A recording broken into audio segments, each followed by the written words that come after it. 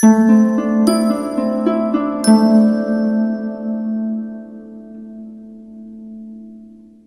and welcome to National Focus. I am SHAAKIRA. PIERRE. In the headlines, Prime Minister Honorable Roosevelt SKERRIT meets with staff of Treasury, and Dominica Red Cross Society observes International Red Cross Day. Details of the headline stories and more coming up.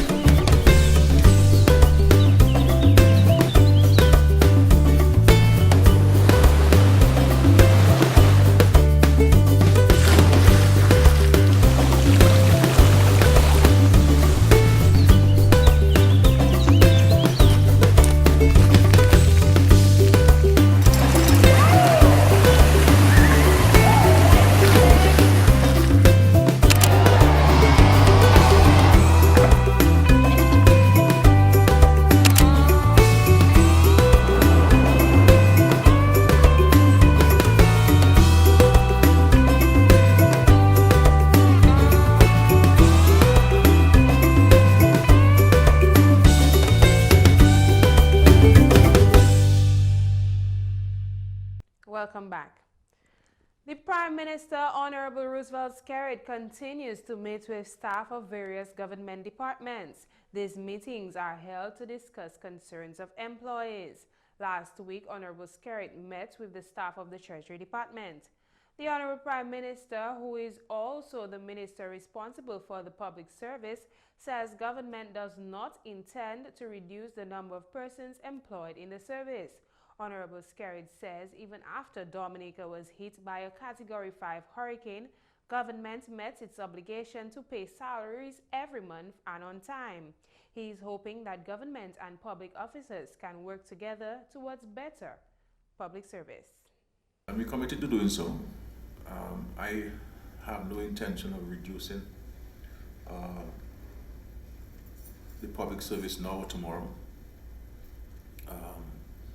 What I'm seeking to do is to seek to find ways where together we can discuss some of the issues, and together we can find solutions to some of the concerns which you have, so that we can make the public service more conducive to public servants and public officers. And I know one of the major concerns which public officers have is the issue of the long delay in appointments. People claim they're acting in positions for a very long time, or people might be in a position with no movement for quite a while. And so we are studying these things and to see in every specific case what is the cause of that and what needs to be done. The nation's leader commended those employed in the Treasury Department for the great efforts they made to serve the public after the passage of Hurricane Maria.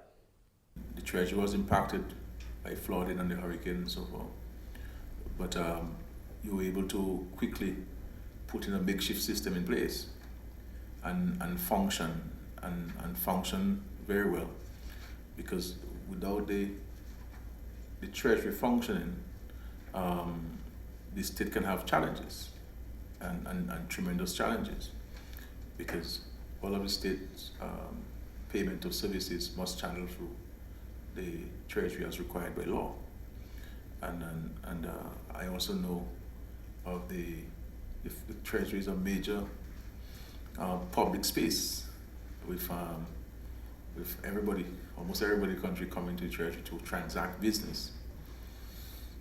And so what you do, you must not underestimate the value of your contribution to the national good. Government has begun the process of addressing some of the concerns they may have and will continue to work collaboratively to move the sector forward. I'm here ready to hear from you, and do not feel that you should be afraid to raise a point. If you have a point, raise it. We will take note of all of the points. There will be things that we can respond to immediately in terms of action, There will be things that will require further analysis, because the Treasury, like every other department of government, is part of a whole. It's part of a system, and whatever actions that we take in one will have to be considered from the global standpoint. But I'm prepared. I'm here to learn and to hear, and I'm prepared to take action. With regards to some of your colleagues who we've met before and some of the points that they raised, we have started to put systems in place to respond in a practical way. Professor of Sustainable and Supply Chain Management at Duquesne University, Dr. Robert Schroff, says the university is pleased to work with Dominica to improve their energy conservation skills.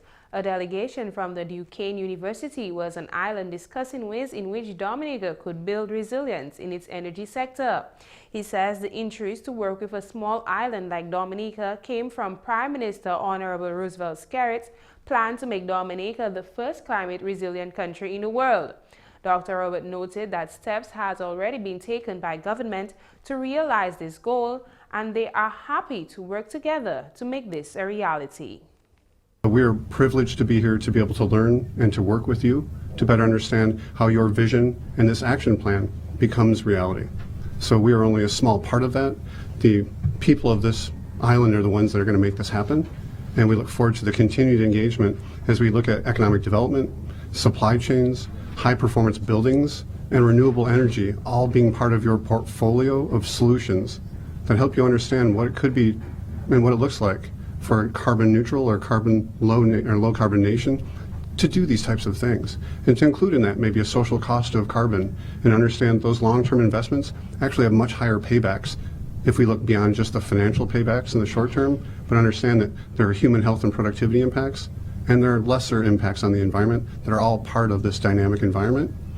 The Discover Dominica Authority reports the first quarter of 2019 has shown a positive trend in tourism arrivals, which started in the last quarter of 2018.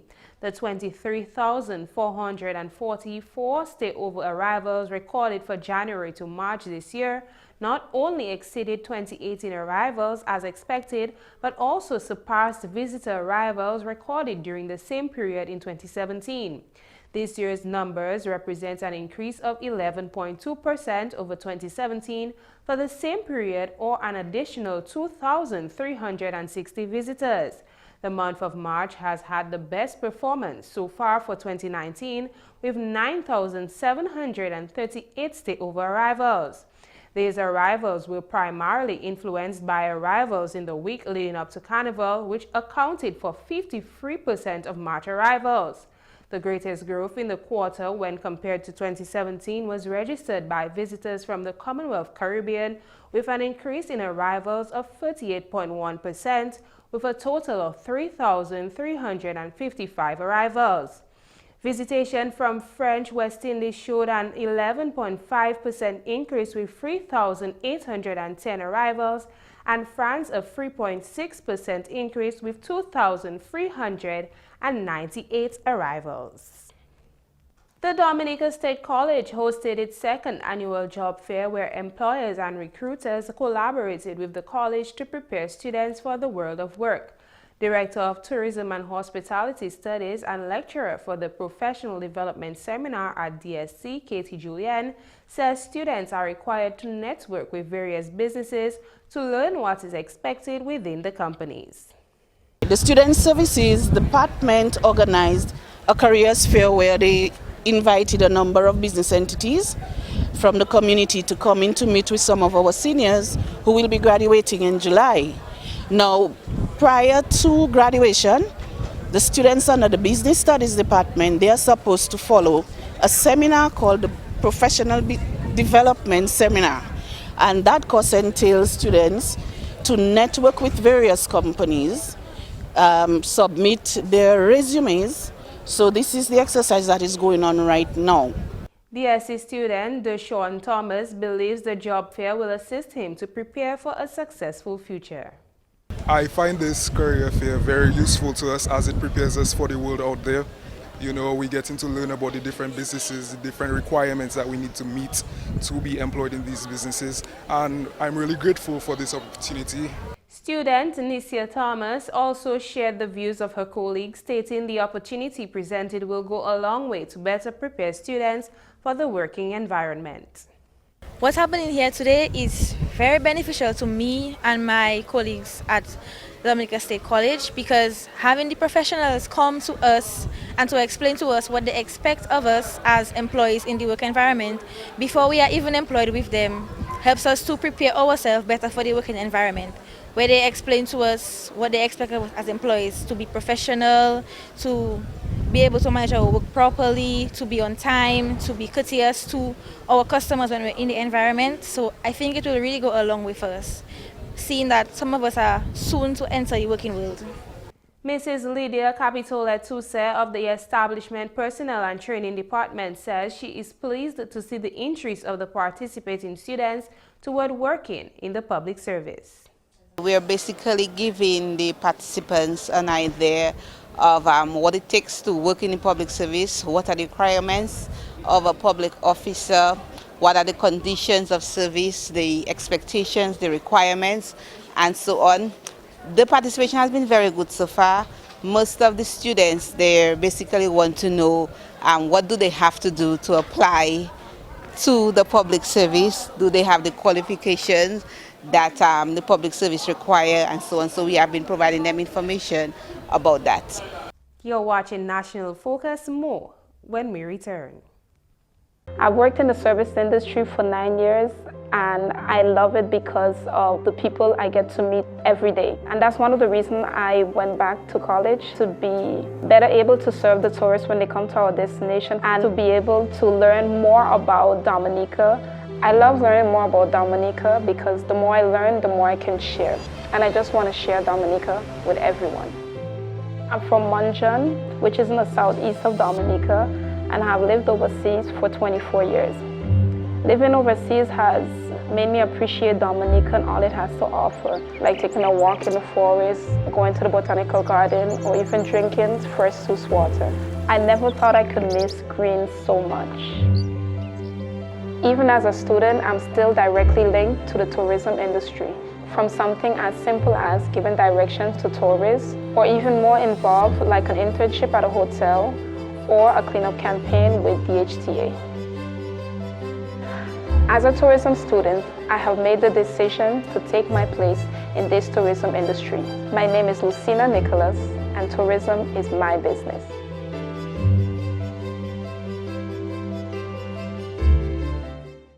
Craft is a certain art that creates expression, and one of the things that we do as craft persons, we transfer that expression of self, that expression of value into our products. It's like coming from within, coming from everything that I have and feel, and then it comes out perfect.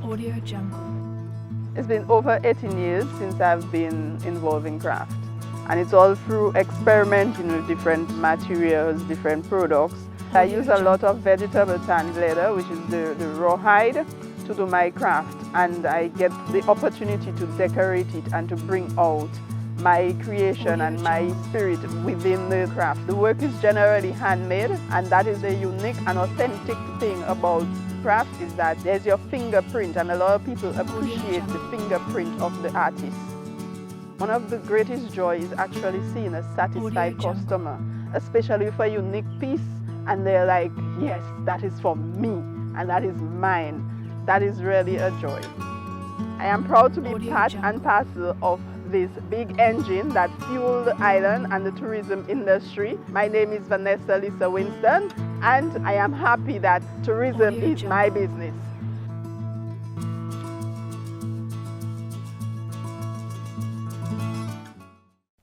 Thanks for staying with us. Volunteers and staff of the Red Cross joined the rest of the world on Wednesday to observe International Red Cross Day. The International Federation of Red Cross was founded in 1919 in Paris in the aftermath of World War I. The Dominica Red Cross, however, has been serving Dominica since 1958 as an arm of the British Red Cross. To mark the event, the Dominica Red Cross held an open day showcasing some of the activities normally carried out by the Red Cross.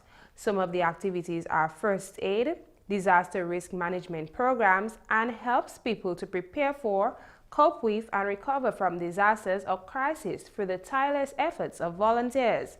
Mrs. Sandra Charter-Roll is the director of the Dominica Red Cross. We are highlighting with an open house the activities of the Dominica Red Cross, the work that we do here in our communities, and some of the services that we offer to the public. So we're just basically having the open house to highlight and explain and to build awareness to the Dominica Red Cross. Charter-Roll gave details on some of the services provided by the Red Cross. She spoke about the First Aid and CPR program, a program which can help save lives in times of emergencies. We offer the training to the public because we feel it's important that as, especially in our communities as first responders, that we should be able to respond whenever there's a medical emergency, and whether it's at work or at home. So we would really advise the public to learn the first aid and CPR, be first aid and CPR trained basically. We also offer water and sanitation that to the public. We in the schools we have a program right now going on in the schools, in the communities. We do trainings also in the communities in disaster management. We want to, in keeping with the government's policy of building a resilient country, we want to ensure that our communities are well prepared and are able to respond in the event of any disaster. The director informed that response to the trainings from the public has been overwhelming, and that is one step closer to ensure that first responders are ready to respond to disasters. They're very receptive because once we go in, we not just train the residents, but we also provide them with the tools and the equipment for which to respond. So we would have a cadre of persons trained as community disaster response teams, but we also provide them with the tools like the wheelbarrows, the pickaxe, the shovels. We also help them to do their community disaster response plan and also their hazard maps. So it's a very good program for the communities, and they're always very receptive of that, and always thankful that we can come in and undertake that sort of work. The Dominica Red Cross is not only operating at its main office on Federation Drive in Goodwill. Offices are opened across the island for a better outreach to the public. Our branches are located in 7 communities around the island, and that's Portsmouth, Penville, Dalis, Laplane, Good Hope, Grandford, and in Goodwill, and Marigot. So these are the 8 communities where we have the presence of Red Cross branches that we work in, and like I said, the others that we do community disaster response teams training in the other vulnerable communities. So we want to ensure that we have that support for the Red Cross in the other areas where we are not present. President of the Dominica Red Cross Society, Reginald Winston, is proud of the work being done by those who gave their time and effort beyond the day set aside for the observance. Dominica joins the rest of the Caribbean in observing Mosquito Awareness Week from May 6 to 12 under the theme Small Bites, Big Threat. The slogan, Fight the Bite, Destroy Mosquito Breeding Sites, will also be highlighted during the week, which calls on organizations and citizens to learn about and protect against mosquito vectors that transmit diseases. The event, first introduced in 2016, is the result of a collaborative initiative between the Caribbean Public Health Agency, CARPHA, CARICOM, and the Pan American Health Organization, PAHO. According to a press release, Mosquito Awareness Week aims to raise awareness about the connection between mosquitoes and the diseases they transmit, such as dengue, chikungunya, Zika, yellow fever, and malaria. In 2016, the Ministry of Health, with financial and technical assistance from PAHO, undertook a mosquito-proof your water drum initiative to reduce the potential for Aedes aegypti mosquito breeding. There were demonstrations being done in several communities to promote the mosquito-proof drums. Activities held during the week are designed to strengthen existing initiatives in the region and mobilize the public and communities to eliminate mosquito breeding sites and maintain vector control activities on the political and community agenda while improving communication and cooperation among communities and citizens. This year, the Environmental Health Department will be collaborating with the National Pest and Termite Company Limited, Dominica Red Cross, and various schools in the observance of Mosquito Awareness Week, during which they will host activities such as mosquito education awareness, mosquito drum proofing, mural painting, and a mosquito drive, among others. Head of Commercial Operations at Digicel, Karim Gee, says Digicel will continue to support the education sector. Digicel, along with Flow, Trip Wireless, and Kanto, donated approximately 500 backpacks filled with school supplies to 6 primary schools in the East. Gee stated that the development of education in the country remains important to Digicel. I think it's very critical that we continue to put our best efforts towards development of education in Dominica. I think Maria taught us a key lesson that partnerships are very, very important for the vitality and growth of our educational sector. Digicel, has done quite a deal post Maria, significantly impacting 6 secondary schools, Concord Primary School, Cassibruce Primary School, the Atkinson Primary School, the Lighthouse Primary School, Sineku Primary School, and Salibre Primary School. And I think when we look back from the devastation that took place and the timeline in which we have worked hard to bring progress to these kids across these communities, I think all of us deserve a round of applause simply because we have done quite a significant job together. Gates noted that despite the competition between the companies, they are both committed to the growth of educational sector and the opportunities that it provides to the students. As we do compete, aggressively across our telecommunication space, I think it's noteworthy that we can sit across the table to ensure that at the end result, our kids are those who are enjoying the fruit of our investments and the fruit of our labor.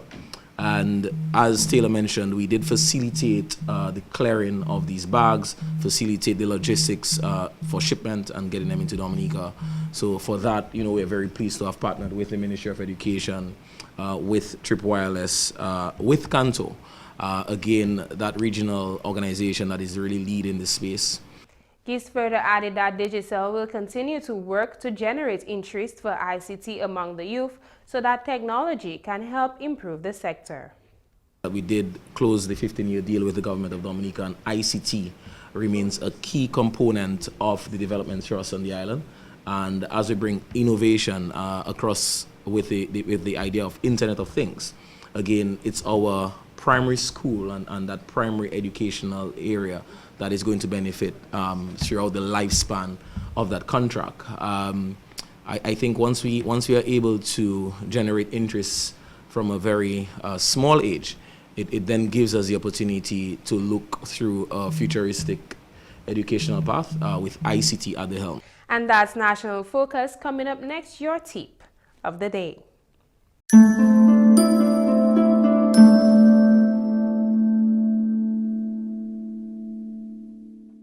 Before a storm, develop a family communications plan. Know how you will contact one another, how you will get back together if separated, and what you will do in different situations.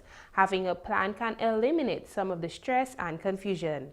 That's all for this edition of National Focus. Be sure to follow GIS Dominica on Facebook as well as on Twitter at GIS Dominica. From all of us here on the GIS News Production team, I am SHAAKIRA. Thanks for watching.